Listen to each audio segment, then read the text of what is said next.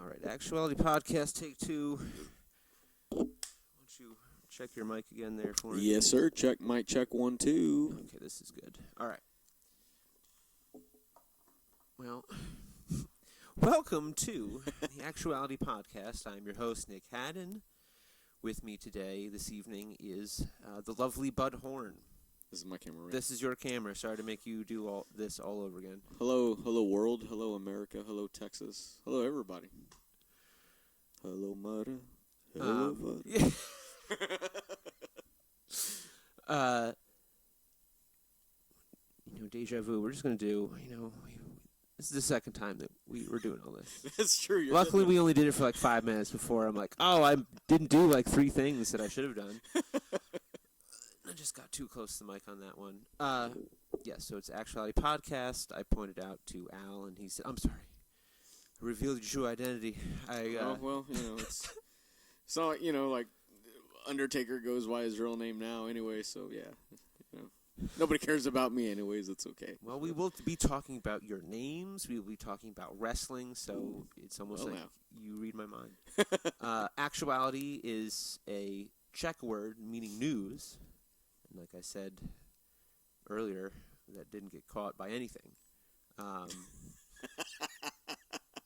This is so good. Maybe we'll, who knows? Maybe we will learn something this evening. I'm sorry, I have a bug bite on my foot. Yeah, Just me try too. not to itch. The internet doesn't want to watch me itch my bug bites. So, oof, the damn internet's.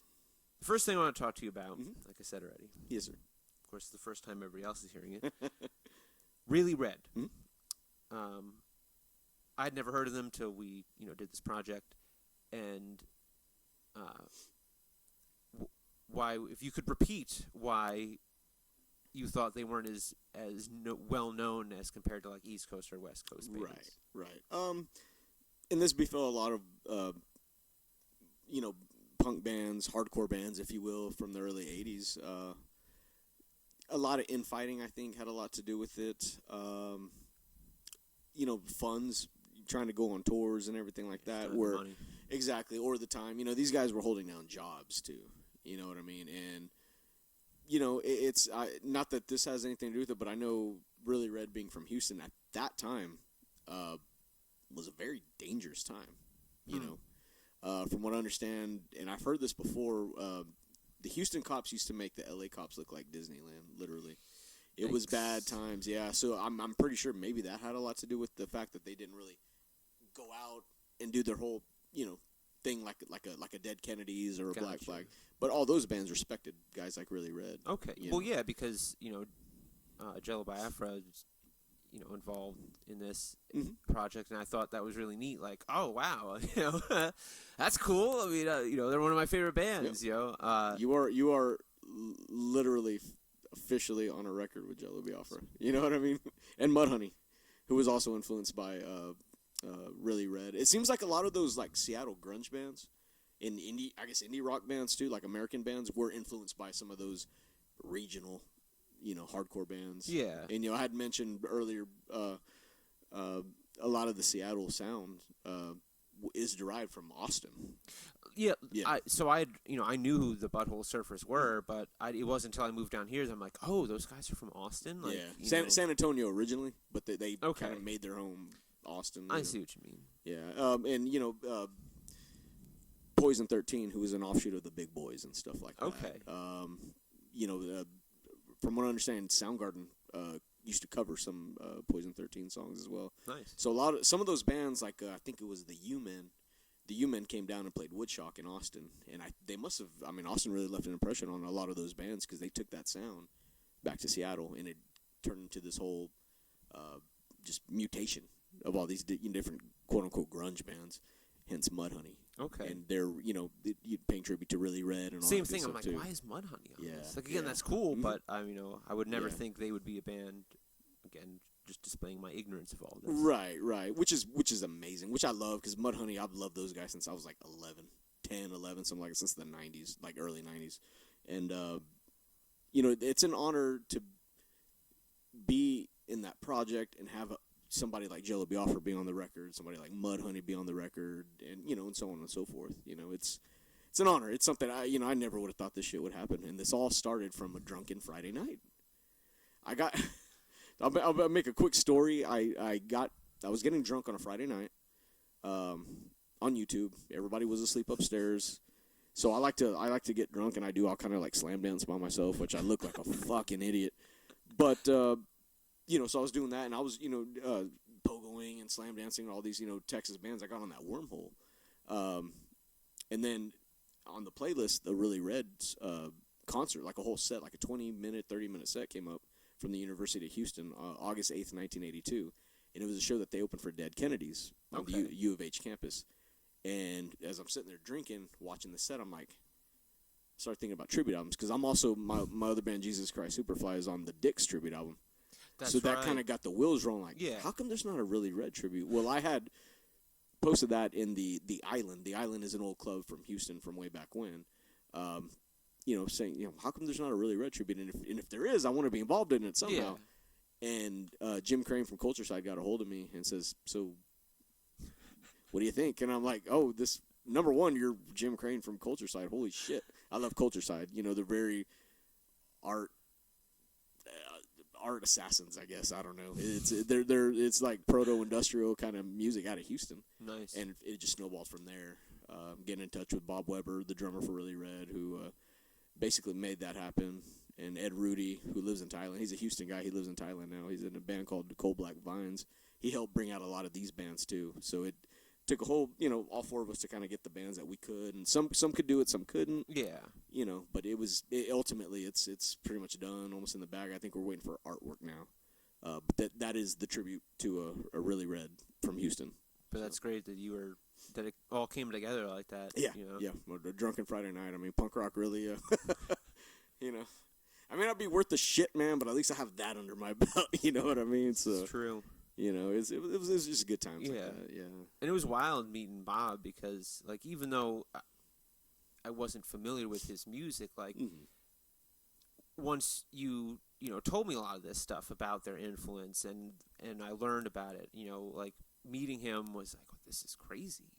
It's like meeting Jello Biafra. Like, and it's just funny that you get so used to like meeting people your own age, or by the time you get our age, you don't ever really think about meeting these influential people, even if you see them at Mohawk. Right. You're not going to pay the extra $100 to do a meet and greet, like That's true.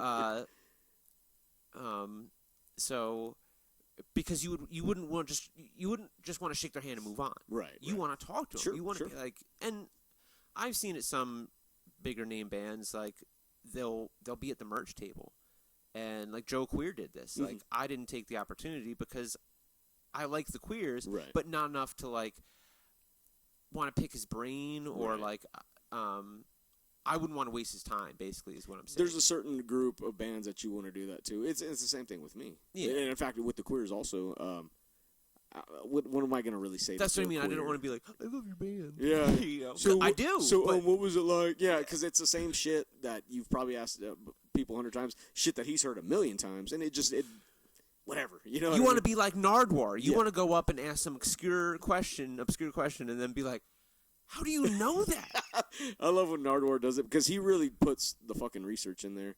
And every time he goes, every time he interviews like Snoop Dogg or somebody, and Snoop Dogg is just like every time the rappers in general are just blown away because they think it's just gonna be here's just another nerdy guy who's gonna just be a clown, and he doesn't clown. He may be clowning a little bit, but he knows his shit, and he's picking their brains and probably making them remember shit that they don't remember from 20, 30 years ago. And that's why I didn't get when certain when other musicians would like get kind of hostile with him, and I guess I'm the type of person that if you're gonna act like Nardwaur acts, I'm gonna give you the benefit of the doubt that it's a setup, that you're. It's actually funny because I want to bring this up pretty quick. That it's kayfabe. Yeah. You're doing kayfabe. Nice. And so that's fine with me. Like, because as long as I know you're not actually being, like, annoying or a jerk or anything like that, condescending. Right. You know, and I understand that for some people with Nardwaur, it's like, where are you coming from? Right. But I would assume that once they start asking you about, like,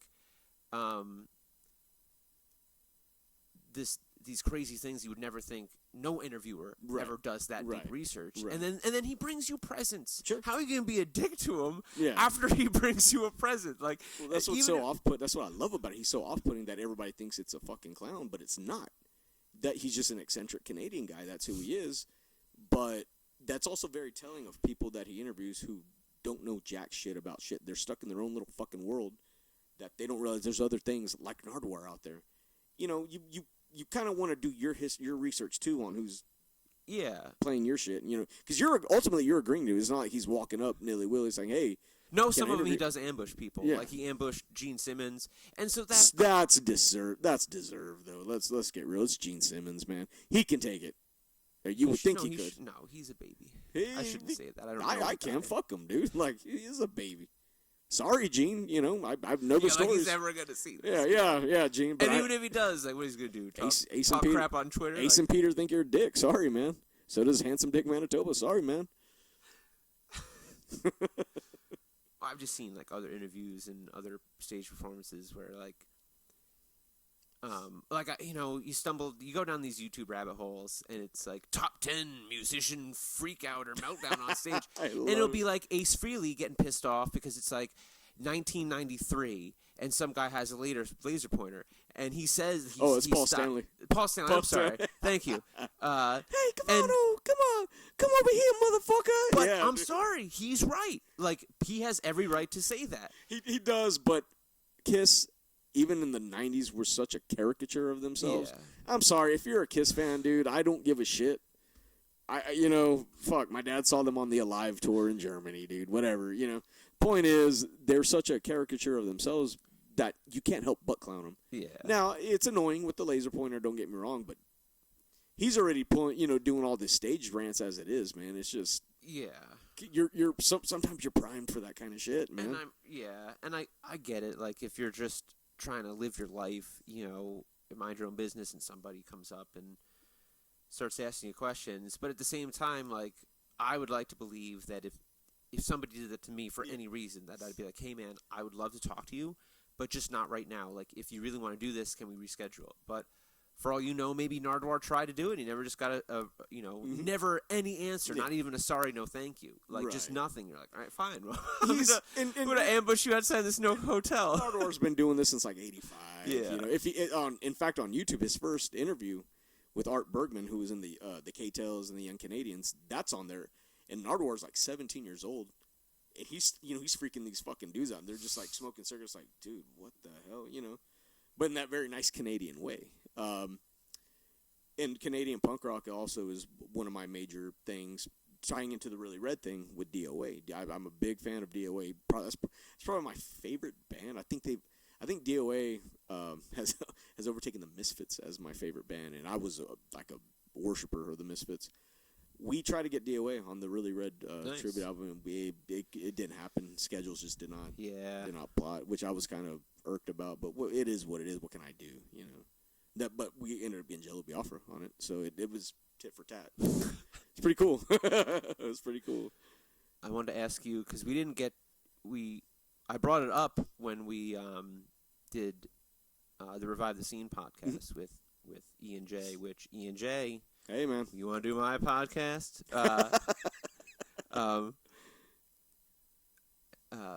I'm sorry, the Poindexter Rodeo Clown. So I brought that up on that podcast, but we never went more into it, which is fine because there's like way other stuff to say.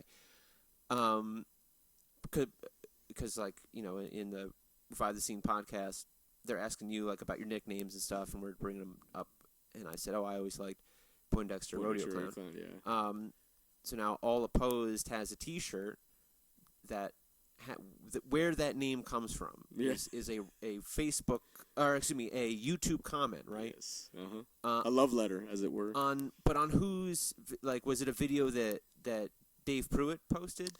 Yeah, it was. I think it was from Will's birthday party. Okay. That we played. That oh, look at these guys, they're a bunch of, they're a bunch of Fat Mike wannabes, or they're NoFX wannabes, and I dress like a cowboy a lot, and somebody had seen our set before. You just dress up like a cowboy, which I do anyway. I kind of dress. I'm not today, but I am. And it's obviously somebody we may or may not know, but obviously they've been to many shows where to see me as, because I don't do the cowboy thing much anymore. No, but everything. Yeah, and what pissed me off more than anything. Never mind them insulting us. They could say whatever they want about me. You know what I mean? But the fact that they called us NoFX, or they called me a Fat Mike wannabe. Yeah. I fucking hate NoFX, dude. I fucking hate Fat Mike. Like that part pissed me off the most. You're nothing like Fat Mike. Like nothing you do. No, I no, exactly. But All Opposed doesn't have right through the many lineup changes. It's never sounded like NoFX. He could have just said, you're trying to be a pop punk Garth Brooks or something. I would have dealt with that a hell of a lot more than I could Fat Mike. Like that part irked me. If you wrote that shit and you're watching, fuck you for that one, dude. Come on my podcast. Yeah, that too, even better. And I want to be here. I'll be waiting in the door. I'm just going to sit on your lap and give you a kiss on the cheek. You can hide under the couch. Oh, shit. No, dress as Cowboy Curtis and just, bust out. Woo! And I like purple. Purple is my favorite color, so that'd be awesome, actually. Everything that person said was just the insults that came up with were then, because after that was the first, playing parks and tire shops. Like, what? But then he's like, Nirvana and get your cassette player. Like, where you get, you're a bunch of washed up metalheads. You're like, what? Like, it was just everything this person said was so bizarre, but it was so hilarious. The whole up the punks means come up for the punks or some shit. It's like, come on, man. Come on, I'm not in junior high. I don't have to hear this shit anymore, man. Like, it is what it is. You know what I mean? At the same time, if anything, I can't get over that part. The one thing that pissed me off is calling me a Fat Mike wannabe, dude. That part really pisses me off, dude. Fuck. But anyways, yeah, I thought it was hilarious. I know, I think some people in the band were a little bothered by it, and understandably so. But me, I thrive on it, man. It's a badge of honor because it means that that person is so insecure, like they basically don't like themselves, they hate themselves so much that they see you doing this stuff or anybody doing this stuff and being successful at it, that you're not afraid to get on stage or be subject to criticism, right period, whether it's valid or nonsense, sure, and that gets under people's skin, and the only way they know how to react is to try to tear you down. They tear you down. It's that, it's like that drowning pool, they try to, you know what I mean, they try to suck you down. If you get down to their level, like Henry Rollins says, everything's cool sailing from there, and it's true. It's true. But I don't let that bother me. That does not become the mortal wound of my life. I mean, if that's the best you can do, man, that's all well and good. Dude, since I was young, I've been told what a piece of shit I was, how fucking useless I was, how pathetic I was. Like, why don't you just kill yourself now? Like, I was hearing that shit at 9, 10 years old, because kids are brutal, man. That So after a while, you kind of build up this immunity to it all, because you kind of start believing it too. But at the same time, you don't want to die. Like, I don't anyways. But yeah, it's always been in the back of my head, what a piece of shit I was, So there was a little bit of self-esteem stuff going on, but I mean, insulting a dude in a punk band, fuck, I've told people how useless they are too. I do, I recognize my own role in the bullshit, so I can't really say much, It is what it is, It's hilarious. It's hilarious, man. Okay, so I also want to ask you about wrestling and how it. So, I like wrestling. I used to watch whatever was on when I was 11, 12, 13, and I got into it for a while, but not as much as other people I know. Not because I think it's stupid, that it isn't worth getting into. It just, I appreciate it. I'm just not I would never. I would lose at a trivia contest. Right. People who are nerds about wrestling would make me feel stupid. So, but I do find it super interesting. Right. And entertaining. I listen to a couple podcasts where they have old well, they have wrestlers on, and most of whom are retired now. Right, yeah. Shoot interviews. Yeah. And or that wrestler has their own podcast, and they're talking to other wrestlers. I live on those too. It helps me get through the day. And listening to these guys talk about before it was ever on television, right? Because they had been doing it before it was ever on television, and in smoky ballrooms, and how much it was like, underground music, or really like punk rock. Very much so. Very much so. If you could educate me on that a little bit, on the parallels between, like, since you have more knowledge of it, like, well, wrestling is kind of like underground music. It's fringe culture, if you will. It's for sure. It's very looked down upon too. You had to be a freak. It's kind of like they say, like, you had to something was fucked up in your head to, like, actually listen to punk rock and like it. That's at the time. It's kind of like the same thing with the wrestling and everything. And like punk rock, they had their own regional stars, regional, and so they would make contacts with each other.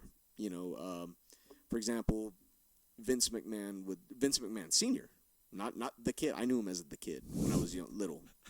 Yeah, Vince now was called the Kid. And again, I didn't know all this until, like, listening to this podcast and, like, talking about, like, he was just some little shit, But they would make contacts, kind of like booking, like, Vince Sr. would tell Bill Watts, Cowboy Bill Watts out of Oklahoma, like, hey, I'm going to need Waldo Von Erich up here for a few days. And Cowboy Bill Watts would say, yeah, sure, no problem.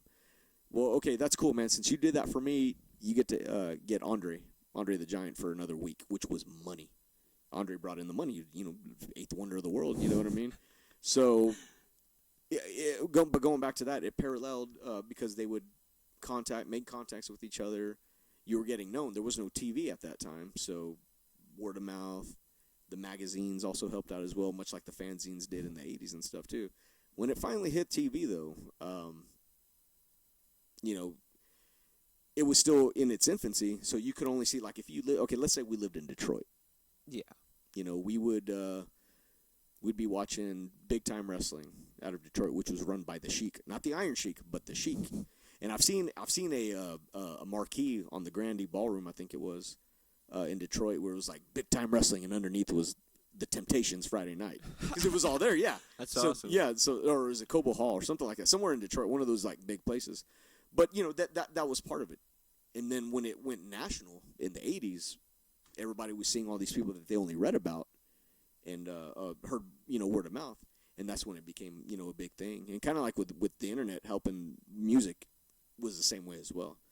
Like, shit, man, if this was 1985, I wouldn't known who the fuck Some Kind of Nightmare was unless they were touring, which they do a lot. But it was kind of the same thing. We would have been just, all these guys were regional and so on and so forth. Same thing with wrestling. And then why I got into it so much was, again, a band from Connecticut who are no longer together, Two Fisted Law, came in to town in Georgetown. And we all got to talk, and I ended up doing a couple Misfit songs with them and everything, which was an honor. Nice. But they were, like, talking about wrestling, and I had been out of the game for a while. Because I started watching in 1987 wrestling, and then was into it, and then in the 90s kind of broke off until what they call the Attitude Era hit with Stone Cold and all those guys. And I got back into it and then died off completely for years. But, every now and then I'd catch it. But when I heard these guys, I had made good friends with them, and they were talking about wrestling, and something just connected. Plus, our mutual friend Alec was going to shows, and Alec Johnson, he was involved in the Austin wrestling scene as well at the time, conducting his own shoot interviews. I mean, I thought I was an encyclopedia. No, I have nothing on Alec Johnson. Like, that man is a genius when it comes to that, and a very, very nice guy. And that's how we became friends as well. And plus, he was into underground music as well.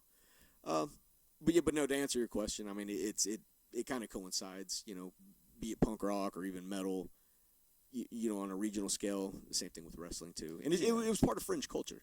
You know what I mean? It's just, for sure, you had to be a freak to kind of be into that kind of shit. And the same thing with comic books too. It was the same way. If you were into comic books back in the day, it was, you know what I mean? Like, if you would have told me hot broads were going to be in the comic books, and when I was like 12, I would have been like, "You're crazy, man! No way!" But now you go to these cons, and all these girls are dressed up, and they're more knowledgeable about the shit than I am, and it's like, dude, never would have thought that. Never would have thought that. So, except for the loser that's like, do you even know anything? What's your favorite whatever? Like, that was always there too. But you have your punk rock elitists, you have your wrestling elitists. There's gonna be gatekeepers no matter where you go. It's just it's people. People are people, man. It's like. So I want to talk about kayfabe. Mm-hmm. So do you know who Eric Weinstein is? Eric Weinstein? Or is it Weinstein? Weinstein. Mm-hmm. It's okay. It's Harvey Weinstein. Is it Weinstein or Weinstein? Harvey? Yes. Harvey's Weinstein. Weinstein. Okay, then it's Eric Weinstein. Mm-hmm. That's how they're spelled the same, but the pronounced different. Yeah. Also, one guy rapes people, the other guy doesn't. Right. Oh, well, we're talking about the good. Oh, fuck Harvey Weinstein. Not rapist guy. Horrible motherfucker, dude. And I've heard stories about him from not just from the ladies, but from like dudes. Not perverse shit, but just how much of a fucking douchebag he is. Oh, wow. Yeah. Hollywood is full of. Well, yeah, but that's another sexual deviants. That's and other shit. But yeah, it is what it is. Are you familiar with him? Do you know who he is? Yeah. Okay, so he was on Joe Rogan, and because of course I watch Joe Rogan. No, I already find him an interesting person, and what he'd said about kayfabe is, I wrote it down so I would not forget it. That when it comes to kayfabe, the professional wrestling is light years away in understanding how the human mind works in regards to deception. Right. And he said that in understanding, and I'm also like paraphrasing here, and that in understanding kayfabe, you can predict wars and presidential elections. And so he wrote this article like a couple years before the 2016 election. So he's like, well, Trump's our president. I was vindicated, and he comes from a professional wrestling background. He's in the Hall of Fame, I know that. My buddy Ben Lippincott, shout out Ben. He told me that, and I'm like, because we were talking about like kayfabe and stuff like this, and he said, well, yeah, Trump's in the Hall of Fame. I'm like, no, he's not. It's like, yeah, he is. Sure and I'm like, enough, wait a minute. Then doesn't he have like Linda McMahon in his like cabinet? Yeah. and him and Vince are thick as thieves. You know what I mean? So it's yeah. And they used to throw a lot of pay-per-views at Trump Towers or whichever place it was. I forget. Really? Oh yeah. So there was always a connection there. Plus, Trump is in that generation that he probably watched that shit when he was a kid. You know what I mean? So he acts like he's in wrestling. So my buddy Ben, he showed me this TED Talk with Eric Bischoff. Mm-hmm. Have you seen that? No, I don't think so. I don't know how long ago it was, but it wasn't like too long ago. He does this TED Talk in like Naperville, Tennessee or something. And it's about kayfabe and and really the news media. Or it's like how so he comes out and he's a heel. Yeah. For like 2 minutes. He's just a jerk. He's like people clap and he's like, that's all you got? I flew all the way out here from wherever, to Naperville, Tennessee, and that's all I get, and people at first are like laughing, ha ha ha. So that's not funny. Don't laugh at that. And people laugh, and then he's like laying into like people in the crowd, because he's just like, crapping on Naperville, like, hey, this is a terrible town, And is Naperville Tennessee or Illinois? I think it was Tennessee. Is it Tennessee? I could be wrong. I'm a nerd. I'm a geography nerd, so I was like, I watched it again last night, so I'd make sure I got everything correct. Well, good. At least one of us did. Yeah. But so he's like laying into people in the crowd. He's like, he goes, he looks at this guy. He's like, yeah, wipe that look off your face. What are you gonna come up here and take me? No. He looks at some lady. He's like, oh, what are you looking at, lady? I know what you're thinking. Let me tell you, I'm busy. And at this point, like, nobody's laughing. And it starts to like laughs. They think to like nervous laughter, to like nobody's saying anything, and it's uncomfortably quiet. And even though you know what he's doing, it's still awkward. Right. And after about like a minute and a half or whatever, he like breaks down. He's like, no, you know, and he talks about that.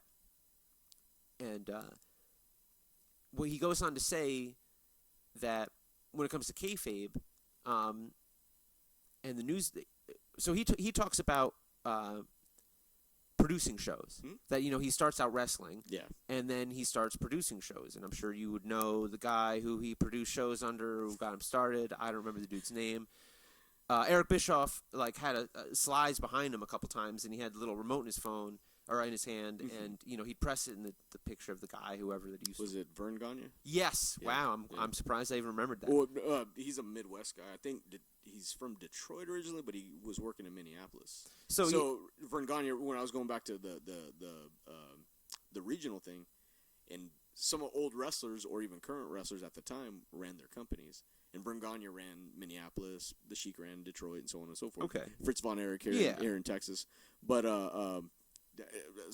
little trivia tidbit, Eric Bischoff is in one of the very first Target ads, like for shorts. Like for short, because he was in Minneapolis, and I think it came out in '82. I think there you see a young, fresh-faced, handsome Eric Bischoff with his little short shorts, and because I think Target came out of Minneapolis. If I'm not mistaken. Really? I didn't know that. I think it's a regional chain. Bob Mould from Husker Du lived across the street when he was in college. Okay. From the very first Target store. Wow. That was a weird. If you ever read the book, that was the winter. It was like so cold, and then one of his pipes busted in the basement, and it was just like a complete block of ice. Oh no! It was bad. Yeah, Minneapolis is fucking cold, you know. But Minneapolis, anyways. Yeah. So our buddy Vern here. So Eric quotes Vern and says that, you know, in reference to producing these shows, he says, it doesn't matter if people love or hate a wrestler as long as they feel passionately one way or the other. Business would be good. Yep. And he basically makes the point that because it's not about making you think, it's about making you feel. Absolutely. And so he goes on to say, so he connects the news media to this and says that the news media operates in a very similar fashion. They don't really. The point isn't to make you think about anything, you know. It's playing on emotions. Yes, he's like it's about how you feel about something, and so watching those two things, you know, with both the two Erics talk about that, I was like, wow, that's really fascinating. I never thought about it that way, even though it kind of seems like it's right in front of you. Right. So what's your opinion on that? It's just, I mean, it just comes down to life imitating art finally happening. You know what I mean? This is a very very wrestling oriented country, as it were. The chest pounding, the promos, we're gonna bomb your ass. It's the same thing as, like, you know, Greg Valentine wearing an I Broke Wahoo's leg shirt. You know, it's the same shit. You know, it's a whole lot of posturing and then chest pounding and for sure peacocking. It's peacocking is what it is. So I mean, it makes sense. Everything he said about the kayfabe kind of going into current events and everything, it makes absolute sense. I mean, it's pretty self-explanatory too. Yeah, I guess I'll have to listen to it. Yeah, you know, but it does make sense from what you explained to me. Yeah, I mean, he's absolutely correct. I thought about, like, hey, watch these things before you come over, but then I'm like, well, I don't want to give the guy homework. No, that's perfect. Any time that, you know, that's on me, because I'm usually listening to this kind of stuff. Yeah, no, you'd find it super fascinating. Right. Well, and some of Joe Rogan's stuff is pretty good. I kind of shy away from the politics part of it all. I like all his other shit, not just the sports, but he's into the supernatural, which I'm huge into the supernatural, and some conspiracies here and there. I'm into that kind of shit too, and a lot of history. He'll have guests talk about, you know, Comanche Indians and you know, Dan Aykroyd coming on there talking about not just aliens and all this other shit or Hollywood, but certain tribes that lived up in your neck of the woods there in New York. And everything. Because this local, one of the towns by where I used to live in New York State, it allegedly had a UFO sighting at some point, and so there's like a diner called the Flying Saucer. And is it really? And they're supposed to be the UFO capital of, like, that, you know, the Hudson Valley or something. Yeah, you know, like, that's pretty cool, man. Yeah. But no, I heard watching that interview that he did with Dan Aykroyd was pretty good. I didn't realize that he was talking about certain tribes, the Niagara tribe. Okay, I was worried Dan would only talk about aliens, so I didn't even watch it. No, that's why I gave Rogan a chance again. He kind of irked me at first, but the more he's like, because he's a smart motherfucker. But with the certain guests that he has, and Dan Aykroyd's like uber fucking genius too. And he was talking about some of the tribes. I learned a lot from that talk around where he was talking about like the Niagara Falls kind of tribe. They lived under the falls. Supposedly, from what Dan Aykroyd said, is that certain tribe was somewhat overweight. Huh. They didn't have to go out into the open to hunt all their shit. They would wait for whatever died in the falls to fall over. So if it was a fucking bear, oh shit, we're eating good tonight. You know what I mean? So they'd go in there and get it. They'd get in the water and get it, and that was it. So they were known to be overweight, whereas a lot of the other tribes were kind of like malnourished or fit. You know what I mean? Because they would have to go out and hunt and do the physical shit. Niagara Falls, they would just wait for whatever fell down. And took it from there. My dad used to send me he would pay for subscriptions for Smithsonian Magazine, and I don't remember which indigenous tribe. I don't remember what group of Europeans that had these regular interactions, where they're just like being peaceful. They're trading with each other and stuff like that. Nobody's killing or anybody. But in these dealings, it was saying that the people from this particular indigenous tribe thought it was peculiar that the Europeans, that these European people that they were dealing with, had handkerchiefs that they would blow their nose into something and then put a rag full of snot back in their pockets. To them they're like, why are you keeping that? Just throw it away, And I found that really fascinating because you kind of take for granted, like,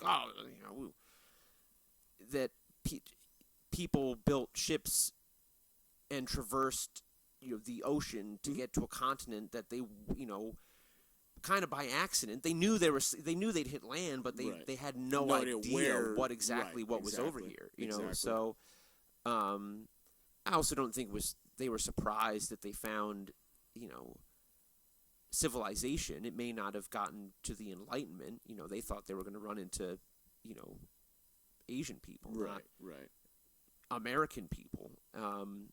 But I just found that, fascinating. That I was glad, that I don't want to say the roles were reversed. That it's not, to me, that just demonstrates, because I always found the whole, noble savage, or, these people are backwards. Okay, it's not that they're backwards. They're not as technologically advanced. But, I'm sorry. You know what's going on in Europe? That, it's a whole bunch of kings and queens, and they're all related somehow, and they all just have big family feuds. You're not any more advanced than these indigenous tribes fighting each other over land, because that's what you're doing over in You have a little more chest armor plate on. Yeah. In my you have a gun. That's it. Yeah. you have the boomstick. You know what I mean? You in my case, the conquistadors and shit, thinking that these are a bunch of barbarians that we're going to teach them about the Catholic way, and it's like, no, dude, that civilization has been going on longer than the Spanish were half fucking we're getting conquered by Moors and shit, what I mean, these guys are already having their own form of democracy. The only it's not. I mean, yes, technologically Europeans were more advanced, and yes, the Enlightenment may have started in Europe, but it's not like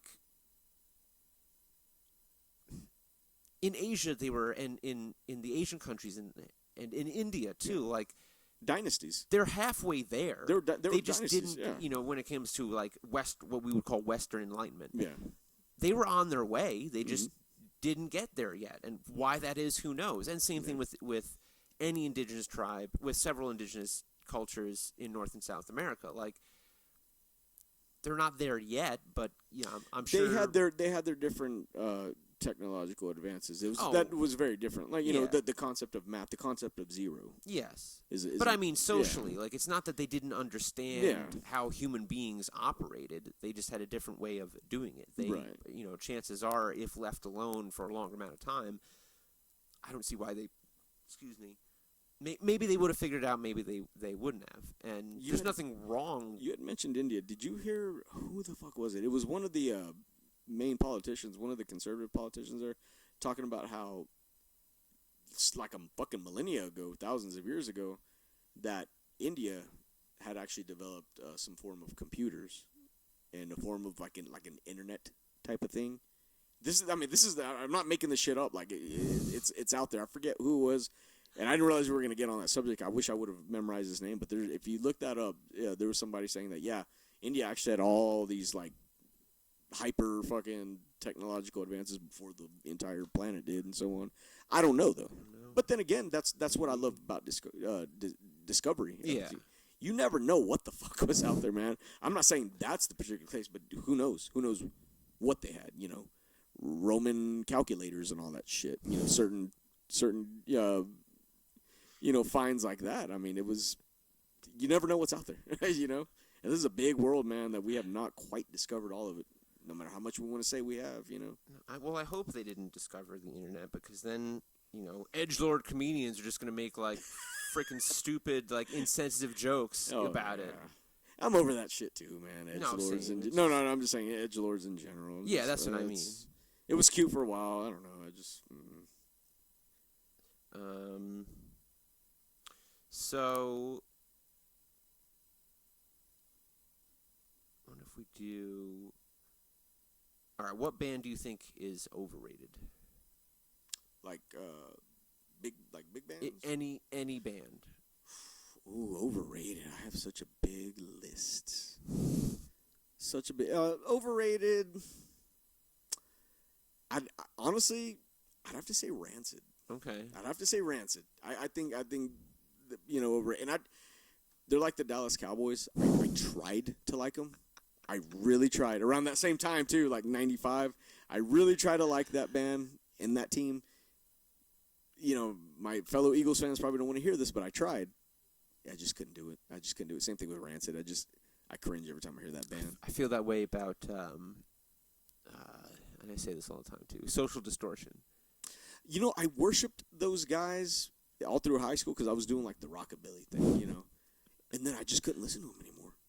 Green Day was the same way. Loved them, and I just couldn't listen to them anymore. Now I'm starting to kind of rediscover them again, both Green Day and Social D. Rancid, no, I just could not do it. Well, what is it with the Social D that you couldn't really stand?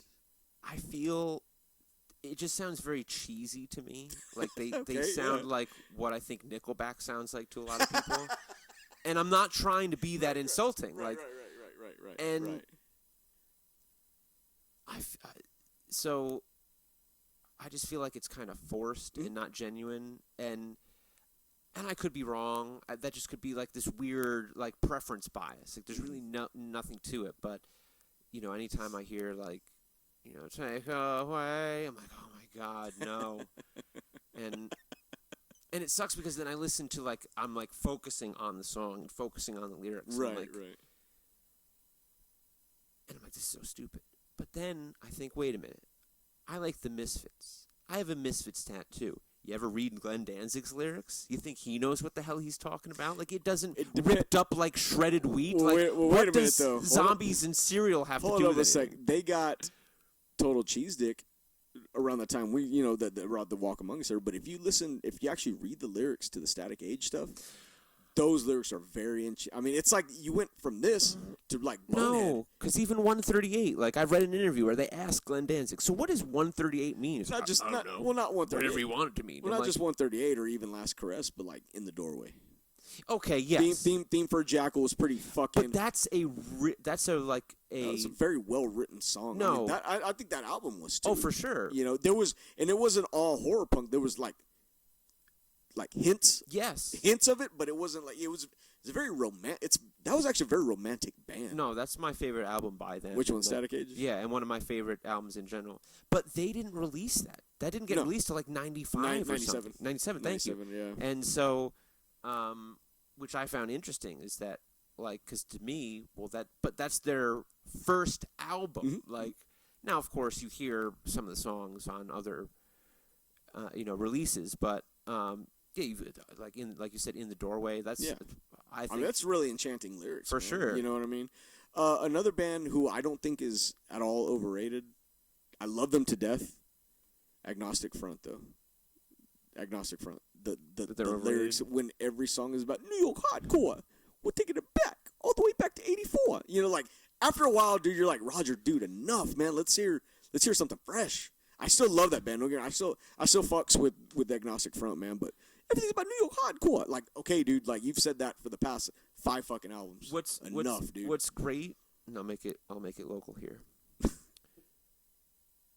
What's great about Corey from One Shot Down is that nobody else in like town and stuff looks like that. Sure. But where I'm from in New York, like everybody does. I was watching a Pennsylvania hardcore documentary on Tubi, and it's the same thing. They all look like an army of Coreys. And it's hard because if I would look like that, and I wouldn't even try. I'd be like, yeah, I'm going to wear these camo shorts today and to the show. And you show up in like baseball hat and all. Everybody's wearing camo shorts and like, you know, and but. Well, that could be that. I mean, maybe that, but that's part of like that culture. I would think. Yeah. That East Coast culture. That kind of like, kind of lunkhead, kind of what's up, dickhead, kind of thing. Like Henry Rollins says, "What's up, dickhead?" But like that's part of the culture. I think. You know what I mean? It's like nobody bats an eye if a cowboy comes out on stage is fronting a punk band. You know, the Hickoids took care of that shit 30-something years ago and are still going strong. Mm-hmm. Nobody batted an eye. It was fun. But that's part of Texas culture. Exactly. And I think with the camo shorts and like the fucking, the Vans or whatever shoes they're wearing with no socks and all that shit and the ninja pits and all that stuff, like that's part of the culture, I think, man. Because I used to goof on it too, but I was like, well, that's their region. That's what they do. That's and that's how everybody gets down. I think that's what it is, And then California has their kind of, or they used to have anyway, like the surfer bro kind of thing, and the what's up, man, that whole stone kind of sound. That's part of the culture. That's that surf culture, For like one summer, I totally looked like the guy on the cover of Circle Jerks 4.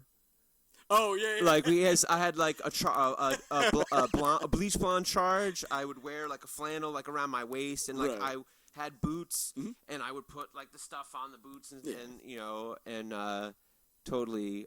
I had like the gold cross earring. Yeah. And like I totally looked the part, and I was We all had a uniform when I was a. It was just like a little. It was like nobody else looks like this. I did the rockabilly thing. I mean, dude, took my fucking uniform on, dude. Putting on the costume every day. That was that. I had to get up early at a certain time, make sure my hair was combed just right. Very, very Stray Cats, very Social D at the time. And it was, speaking of Social D, it was weird to a lot of my rockabilly friends. We knew they were a punk band, but they were still doing that kind of rockabilly kind of thing. So when we saw the punk rockers didn't really, we knew it was of the same. But if we saw some like long-haired guy listening to Social D, we're like, yo, that's kind of weird. And chances are that long-haired dude was probably listening to him longer than I was. But that just goes to that mentality.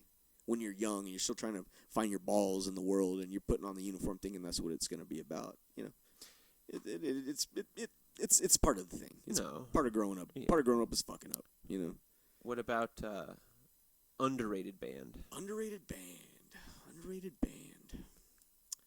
How old do they have to be? It doesn't matter. Oh, it doesn't matter. Okay. Whatever. Any time you're like, Okay, I got the perfect one. Underrated band. And you may have seen my post if you've been on Facebook. And anybody else who's seen my post lately. The Romantics. What song do they do again? It's What I Like About You. Oh.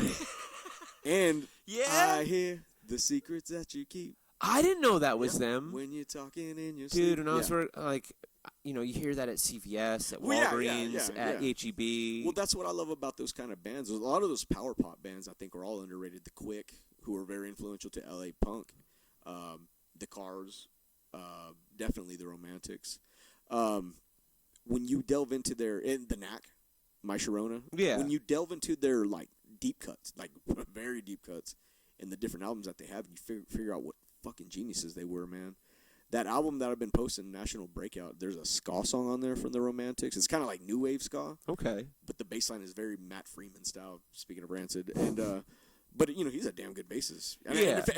In fact, I saw Matt Freeman with Social D like a couple times in like 04 or something like that.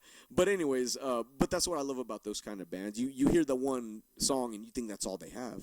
But when you delve into that the discography deep down in there and you figure out the good stuff that they have, it blows your mind.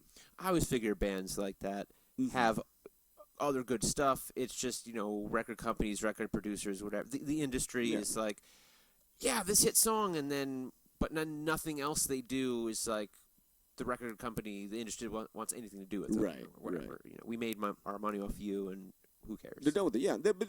That's when that was like commonplace. And I think a lot of those bands knew that too. That's why everybody was so quick. Even in the 90s, they were so quick to sign. And now they're fucking, you know, they're working alongside me or something like that, you know. Or maybe it's like Devo. Like, everybody's like, yeah, whip it. And you're like, no, they have, like, tons of great stuff. But I guess you had to be like a Devo head to realize, you know. But then again, they were that band that didn't really fall into the one-hit wonder, whereas, like, the Romantics would have. Basically, no, Devo is a one-hit wonder. I don't know, because they had a couple songs. No, I agree with you. Whip It. Yes, but I mean, like, for a general audience, they'll show up on one-hit wonder lists. Right, which right. I agree with you. They shouldn't. Right. There are so many other well-known songs. Yeah, maybe they were never played on the radio or MTV, and I think that's it. You see that one video they ever did on MTV. And it irks you because that's very telling of the producers of that certain show or who's curating that. They do the same thing with a band that I actually love, 38 Special, Southern Rock. They think Hold On Loosely is like the one song. It's like, no, man, they have like all kinds of other great hits too, you know, that really good that people recognize and they know, you know what I mean, that they love and sing along. But I guess a lot of people like to focus on that one song and falsely file those bands like Devo and 38 Special under the one hit wonder, which I think is criminal. But hey, man, I'm not. If I was running the shit, it'd be a whole lot different. I'll tell you what. A lot of people would be getting their just due if I was running shit. Yeah, like Aha. They're like, oh yeah, one hit wonder. I'm like, well, maybe in the United States, but literally everywhere else in the world, like they had many hits. Like, you know, that ties back into the wrestling thing.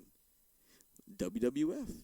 The first live show I ever saw was a WWF house show. Okay, the first match was Jim Powers versus Playboy Buddy Rose. Playboy Buddy Rose was like kind of a joke to us. He was kind of a big, chubby, sloppy guy.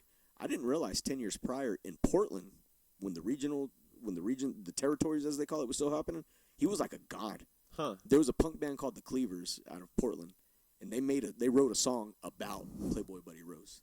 And he was like a god. He was like, you know, if Ric Flair was, you know, NWA and Vern Gagne was you know, in Minneapolis, you know what I mean, and the Von Erichs were here in Texas.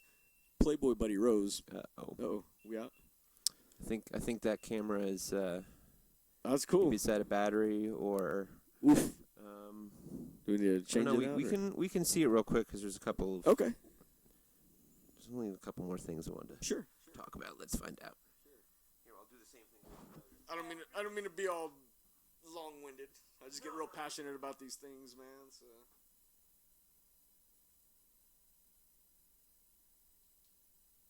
Messages.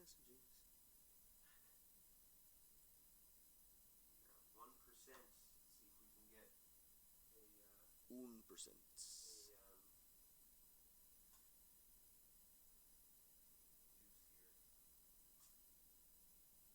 Yeah, but I'll tell you, that was the first like live match. They were like the first match. You know, he was a god in Portland. Like he was a heel who everybody loved. Like he was like the Stone Cold of Portland. But 10 years later, he comes to WWF. Vince hires him, and he's a joke. He's relegated to the first match. It's fucked up. No, screw it. We'll just use this camera because there was only. Yeah. We're almost done. We've been going on an hour. Oh shit! Nobody wants to hear us talk that much. We're Joe Rogan up in this piece. Right, I know. I can't, and it's funny because, you know, you'll see sometimes they'll have people on for like 3 or 4 hours. Yeah. And it sucks for me because I oftentimes just listen to them in the car. Right. And a lot of times I'm not driving far enough to really get yeah. But if I'm home, I don't really want to sit here. Yeah. And, so it's just so weird. But all right. So I invented this I don't know if it's like a thought experiment or a game or something, but so it's called Straw Man, Steel Man. So you already know what a straw man is, right? So a steel man is essentially the opposite of a straw man, where but we'll get to that in a minute. So with straw man, what is like a common or straw man that you hear used against you? Like if you're arguing with somebody about a particular topic, politics or whatever, or it could be music or football, sports, wrestling. What's a common straw man that usually gets directed towards you? About me? That you believe in, where somebody mischaracterizes your position that you hear a lot. It's a good question. But you get what I'm asking, yeah. Right? It's all right. Oh, okay. All right. It's the robots. The robots. The robots. No, what were you going to say? No. Go ahead. What were you going to say? Well, you already know. You know what I'm getting at, right? Yeah, I don't have to give you an example. Give me an example, actually. Okay, so for example, I think an easy one would be abortion. So if you're pro-choice and I'm pro-life, the straw man that you probably hear the most from a pro-life person is well, you just like to kill babies. You like to kill babies? A fucking liberal. Everything, because I'm, fucking liberal. I think that's a lot of people's straw man, I'd say. Fucking liberal. You know what I mean? You're not agreeing with what the cops are doing, even though they're fucking up. You fucking liberal. It's an insult or something. I get that one thrown at me a few times, but it was hard for me to answer that question because I've been so away from that. Yeah. But it didn't have to be politics necessarily. Yeah, but fucking liberal. Well, no, even with music and shit too. You're going against what this guy's saying, blah blah blah. Even if it's a wrestler or somebody on some sort of social commentary or something, you fucking liberal. Fucking liberal is the one. Wait, what about you? So because you won't like some wrestler, they'll just be oh, you're probably one fucking, of them liberals. I'm wait, what? You have to really get into these fucking groups and see some of the bullshit that they post. The things that they would consider a insult. Straw man. Yeah, fucking liberal. I hear that one a lot. About everything. About everything. Yeah. And what's a steel man? A steel man would be and again, I stole this from one of the wine. See, I already forget if it's Steen or Stein. Either Brett. I actually think maybe Eric. Either Eric or Brett Weinstein had mentioned it in whether it was Joe Rogan or Dave Rubin or something. So steel man is where you would give the best, the most gracious characterization of an opposing viewpoint. Okay. So to go back to abortion. Yeah. I would say that if you're well, I'm pro-choice, I would say, oh, okay. So you believe that it's not so much about your main concern is the woman, that you don't want the woman to be forced to do anything. Right. You don't want the kid to grow up in a crappy situation, and it's not so much. You may not even have thought it that far about when life begins. For you, that's not so much of the issue. Right. It's more well, what about the actual immediate health of the woman? I guess. Yeah. And her rights. Right. That whether a fetus is a human being or not is a separate question. Not that it's totally irrelevant, but I mean that you're not coming from. Again, it's not because you haven't thought, just because you're putting the mother first before the. Well, you haven't even figured out what it is yet. Right. I don't. Unless somebody says, "Oh yeah, it's totally a human life," and yeah, I don't care if we abort it. Yeah. Fuck them. That's a different story. I mean, just saying, well, I'm pro-life. So you hate babies? You just want to kill babies? You fucking liberal? Yeah. Oh, pee-pee touching liberal. I've had that one thrown at me too. Pee-pee touching liberal because supposedly all leftists, all liberals. I've never heard this before. Pee-pee touching liberal. Oh, dude. The internet's full of gold, man. Well, no, yeah. But I've gotten that one on me too. Yeah. But as far as the steel man goes, You said a very gracious way of saying of kind of of describing. And so if you were to steel man abortion, you would say, well, it's not that you hate women, right? You have set a particular standard for life, and you're saying that that it's more than just about the mother. It's not that you hate mothers, right? And maybe you haven't thought that far. You haven't thought ahead enough, about what happens after birth. You have to answer that question, just like I have to answer when does life begin. You have to answer, well, what happens after birth? Right. If you can't, if we've already done this with abortion, we don't have to go into it more. I think we did actually. Okay, I just thought it was cool. You kind of answered the question there for me. Yeah. Fair enough. I wasn't sure. No, yeah, and I get it completely. Yeah. And it probably would be better for me to, if I was going to ask somebody else this, because that's kind of what I want to do, is ask almost every guest that question. Sure. Maybe directed towards a particular topic instead of just being, well, just give me one. You're like, well, pee touching liberal. Oh yeah, but that's the one. That's the big straw man that I get a lot. That kind of shit. I mean, for me, it's like Are you racist? Is that no? Usually people they don't give you that one. Oh, you must be libertarian or right leaning, or maybe you know what I mean. So you're automatically a racist or some shit. No, because I see that one a lot too. Yeah, not for me, because I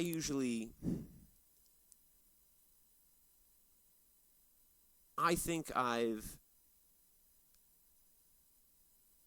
it's like, okay, with like Kaepernick kneeling, like I think some people, wherever they fit on the right, make the mistake of, when they see something like with Kaepernick kneeling, like that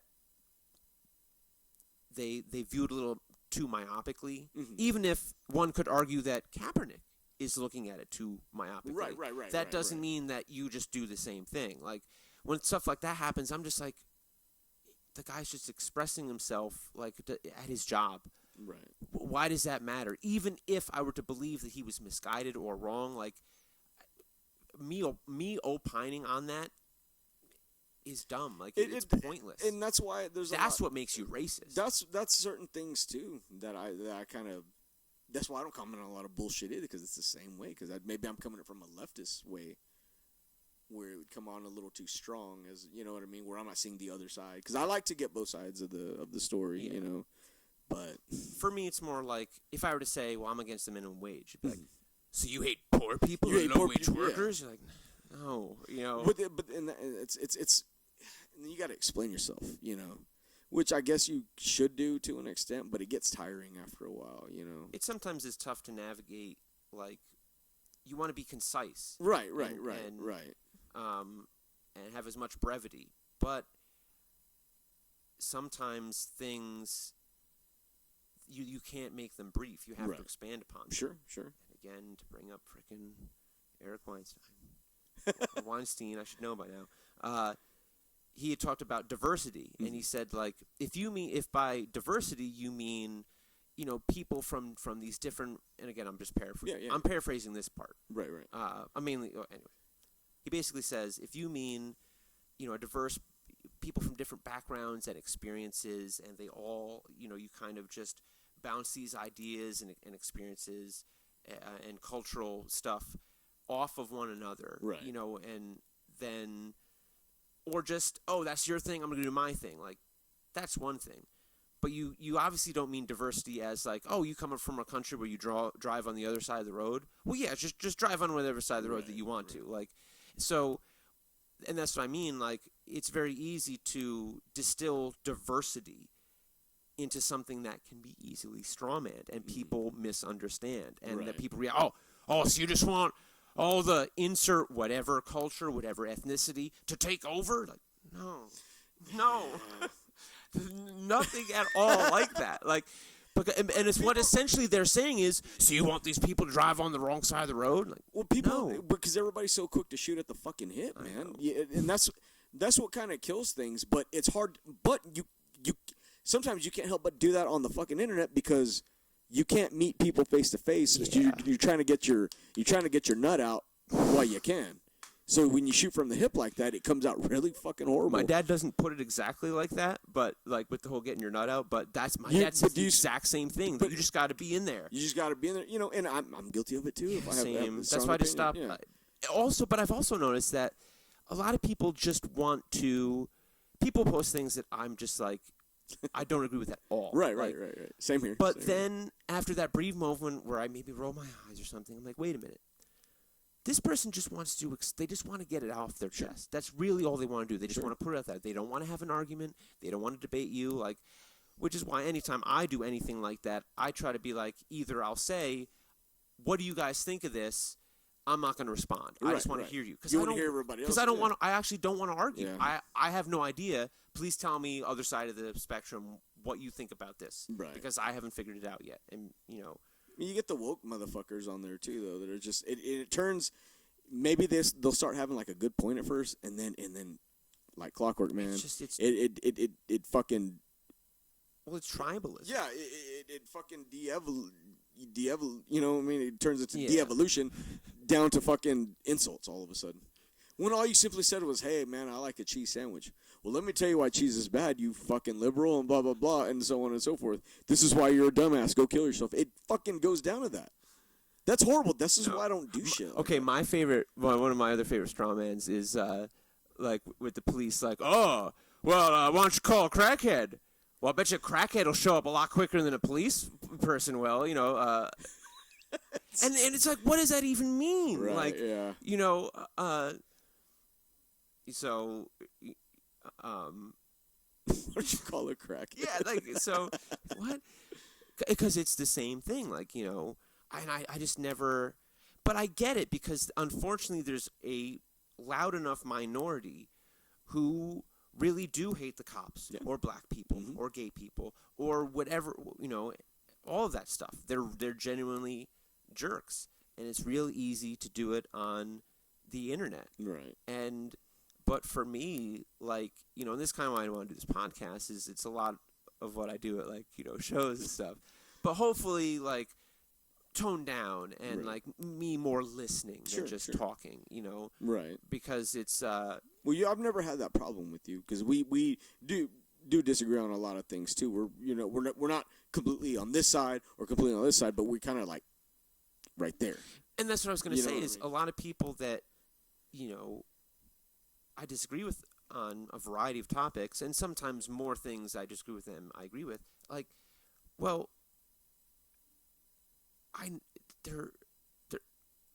it's easy. Maybe I'm naive. I've had people tell me that I'm too too optimistic, that I have too much faith in humanity. Because for me, it's just like, well, I just assume that if you tell me pro-choice, it's not because you hate babies and want to kill babies. Right. It's because you value life. And so, like I said, it's not a matter of accusing you of things or impugning your motives.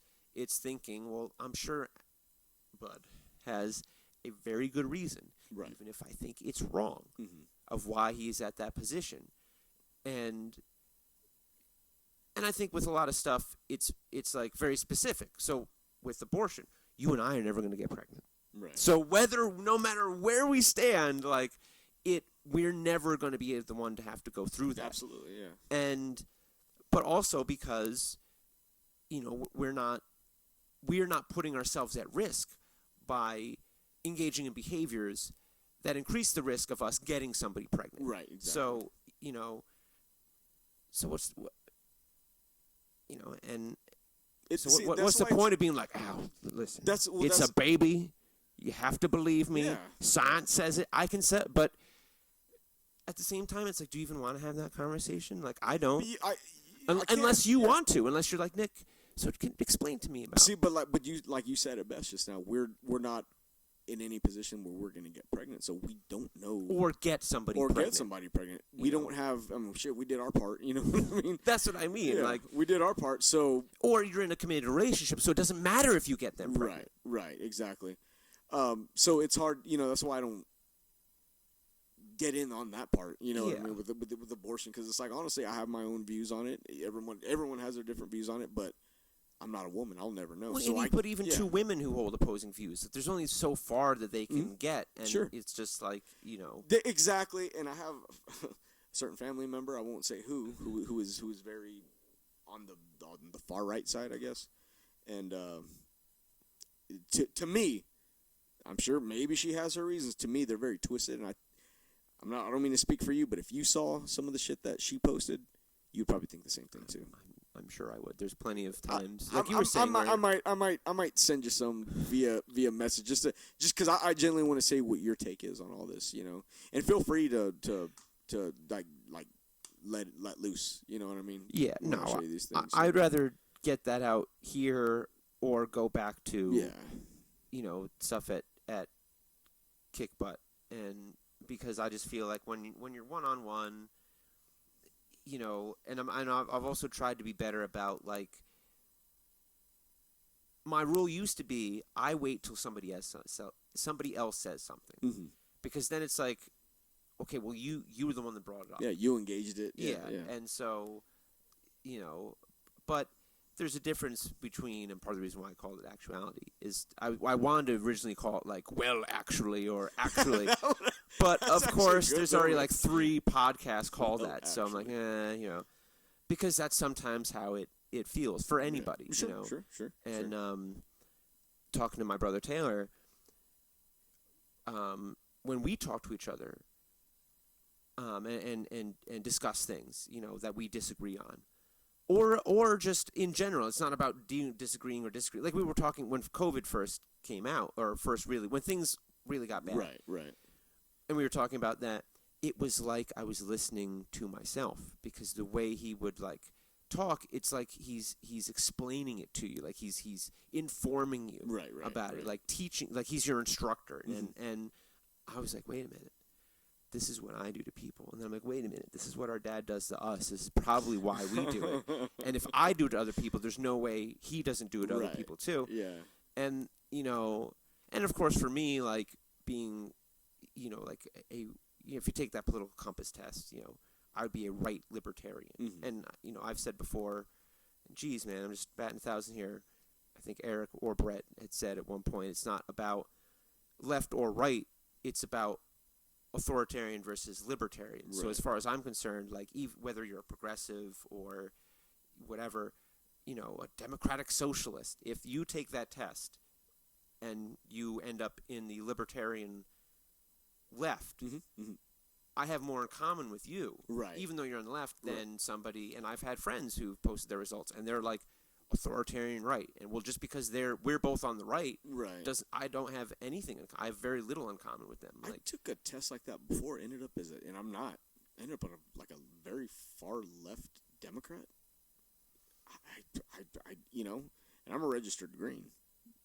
Very, very, very kind of left-leaning green, left-leaning independent, as it were. But yeah, I mean, but when I took that certain test, fuck, maybe I was, just a very far left. I don't want to say far left. But next time somebody's like liberal, like, that's far left Democrat to you, buddy. I should just totally fuck with people. I love fucking with people anyway. I'm just gonna play it. I'm just gonna play it off, dude. You should be like, don't make me come over there and redistribute your wealth. Oh shit! There's more, man. But no, yeah. I turned the AC off and I'm getting hot. You getting hot? Yeah. I want to smoke a cigarette. Okay, I'll join you. So thank you for those of you who watched it. If you would like to be a guest on the Actuality podcast, take a long look, gentlemen. Go and ladies. Yes, and I'll probably put the email in the description, or if you know me personally, just hey, Nick. And you should know him personally. Some of the most level-headed, genius, Thank you. And very talented human beings that I've ever met. And I'm not saying that because, we're in a band together. Like, when we first met, this dude had a brain, and it was nice to talk to somebody like that. Hell, he was educating me on stuff. You know what I mean? It is what it is. You learn from people, and I like that. I like learning new things and listening to other sides of stories and so on because it educates me too. Yeah, and that's what Nick does. So you should damn well know who this gentleman is. How should we end this? Because I haven't come up with a tagline, and if my cat was here, I would totally do Nardwaur to him, but he's not here, so I can't. Dude. Well, I'd love to make that decision for you, but ultimately this is your show. I'm just the guest, and I hope I didn't bore everybody either, because I tend to get like a long-winded shit. I'm boring everybody right now, but nonetheless, I just hope you guys enjoy this and let this, please come on his show. Honestly, thank you. I'll have to think of like some like Texas thing, No. Do it Hudson Valley style, man. Bring some of that. Bring some New York down here. What do they say? Fuck you guys. Thanks a lot. Love you and fuck you guys. Let's go smoke a fucking cigarette. Right? Is that what they say up there? They don't talk like that, do they? Is that a Bronx thing or something? I don't know. All right. That was really fun, man. Thank you. Yeah, for sure. Fun, dude.